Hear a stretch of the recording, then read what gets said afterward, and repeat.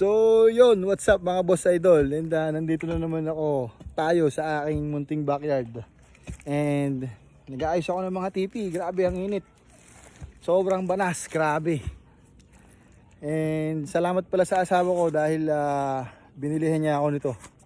Napakaganda ng aking payong. Kita niyo naman Air cool, napaka super cool. And ito yung mga tipi na inaayos ko. Mga DIY tipi ko yan. Wala pa yung ibang tipi, ano pa lang to, mga hapunan pa lang nila yan. Wala pa yung mga kubo-kubo nila. Tupalo pa, tupalo. Yan. And grabe, napakainit. Yun yung range ko. Hindi natapos nila pare kahapon dahil nirarayuma daw siya. Yan, yung bubong, ay yung bubong niya. Tapos dito ay lambat. Para naaarawan sila, masarap yung circulate ng hangin sa loob ng range. Yan, pati doon sa baba, balot ng net. And medyo pinalakihan natin yung ating range para talagang sa nalalapit na breeding season mga sisiw pa lang, pagagalain na natin sila doon. Ito yung iba natin mga nokis nakasilong kasi sobrang init. Yan. Sana mapuno natin ng manok to next year. Next season sigurado mamamroblema tayo kung saan natin ilalagay yung mga manok. Yan. Hanggang doon yung ating boundary doon sa may bahay na yun. Yan, yung hindi tapos, hanggang yan yung boundary natin. Next year mapupuno na ng manok yan hanggang doon. Kaya napakaganda, napakasarap tignan pag napuno ng nokis itong ating mini farm.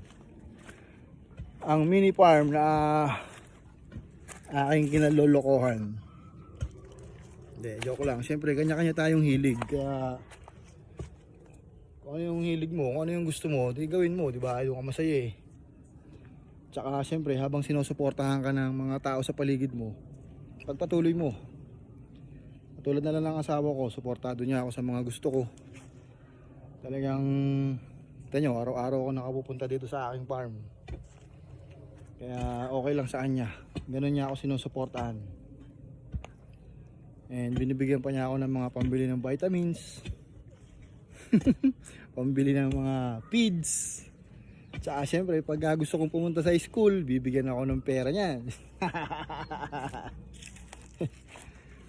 Tsaka eto nga pala, may bisita nga pala ako dito, si paring Abdul, Dante Abdul.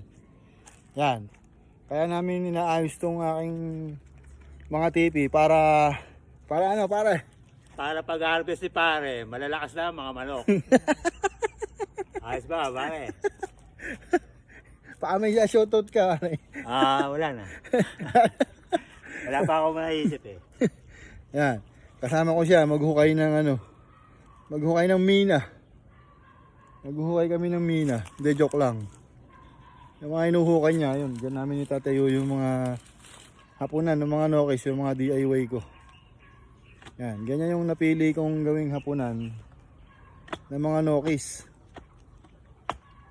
Yan yung trip ko, yan yung gusto kong design.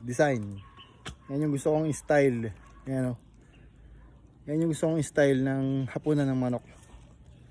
Yan. Siyempre may kanya-kanya tayong kagustuhan kung paano, kung anong itsura ng gagawin natin. Siyempre pinagplanuhan ko pa rin yan kahit paano. Inisip ko pa rin yung gagawin ko kung ano yung kalalabasan. Yan yung gusto ko. Kaya yan yung ginagawa ko. Grabe, napakainit. So paano mga boss idol, hanggang dito na lang.